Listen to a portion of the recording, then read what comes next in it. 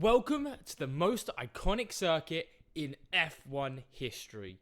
Championships have been won, hearts broken, and we have been blessed to see some of the best racing of all time. High-speed corners in Sector 1, swinging into the low-speed technical Sector 2, leading into the iconic curved back straight. What a track this is, and what a weekend we are going to have at this brilliant circuit.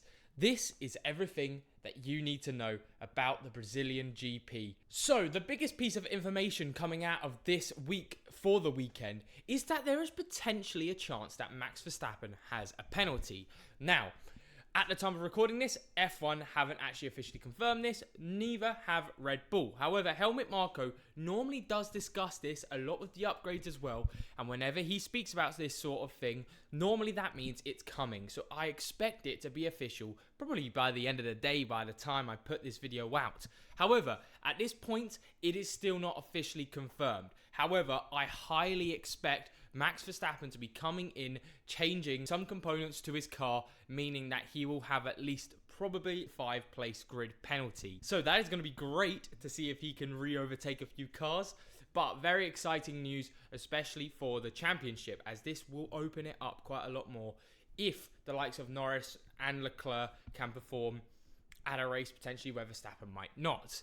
Then we also have Lewis Hamilton returning technically to his roots with McLaren, but not really his roots, because he is giving a tribute to the iconic Ayrton Senna, driving around the Sao Paulo track in his 1919 championship winning car. Of course, Ayrton Senna is an icon of the sport, and he's actually getting something on Netflix very soon.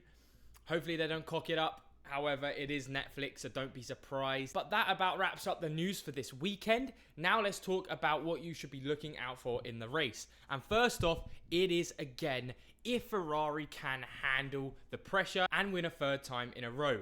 So, COTA, we saw Ferrari had a lot of pace, and I don't think a lot of people were expecting it to be that immaculate in COTA, but they destroyed everyone on race pace practically.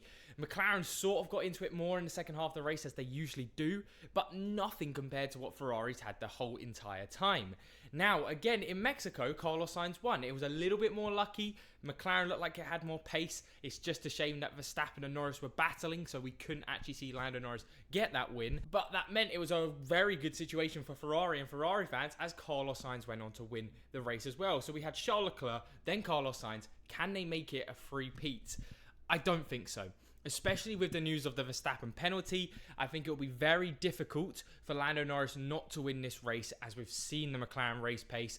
McLaren performed pretty well here last season as well, and without someone like Verstappen blocking Norris, I think the race pace will be there for the McLaren to take the win. However, don't write off Ferrari, as we have seen multiple times this season where McLaren have cocked up, like in Monza, and Ferrari have gone for an alternate strategy. Ferrari can still overcome them. So that's going to be a great, interesting battle to watch.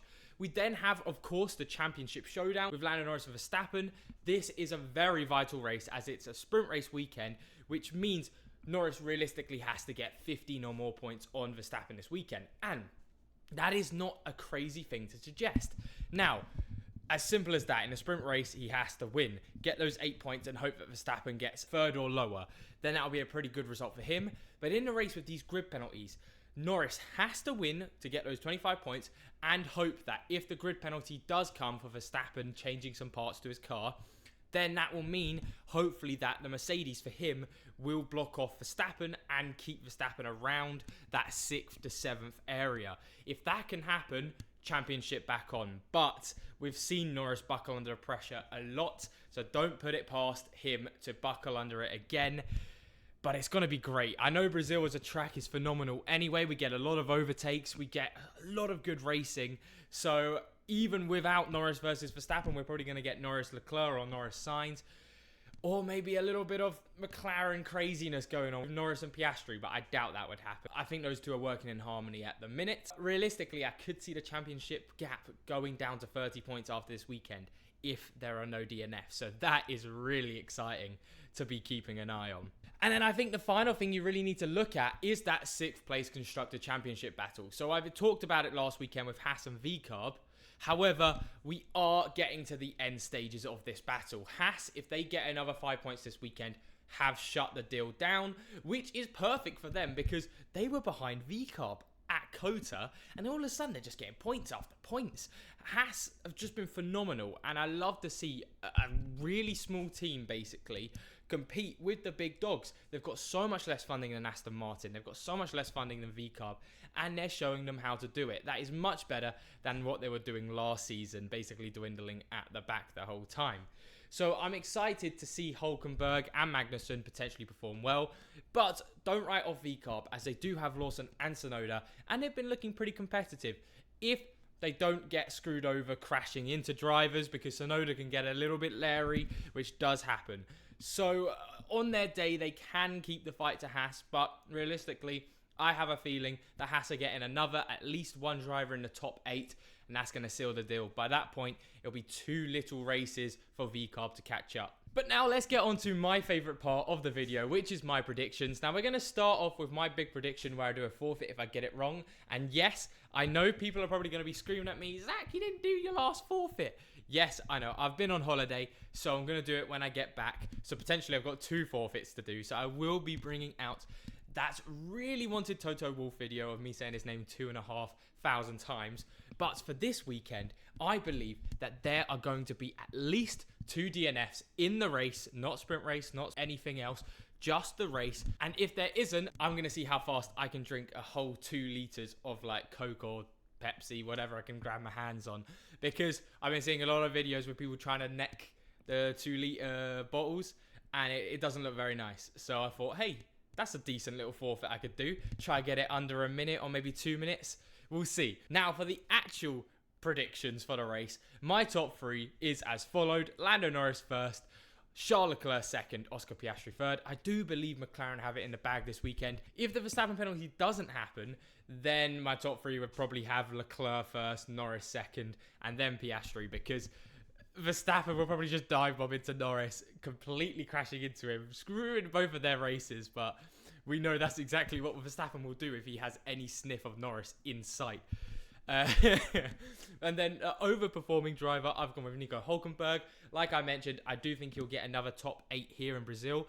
They're both really good here. A stat I love hearing is Nico Hulkenberg and Kevin Magnussen are the only 2 drivers to have a pole position in the same team. But Magnussen and Hulkenberg both have, and Haas have both of them. So I just love that stat because it's such a niche stat that makes them sound amazing. Bear in mind, Hulkenberg and Magnussen are great drivers. Makes them sound incredible.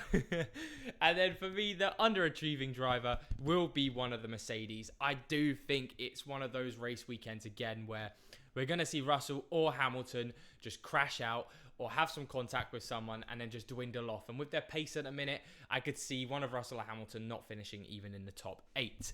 Then for last place, it's not even fun anymore doing this because my GOAT Logie Bear's not in it. But as usual, we've got Zhou in last place. How do you think the race is going to go? Put your predictions down below. But anyway, thank you all so much for watching. As always, I really enjoyed making this video. I thoroughly enjoy making all of this F1 content. Please like and subscribe if you like what you've seen. And hey, I'll see you all later for another F1 video. Bye-bye.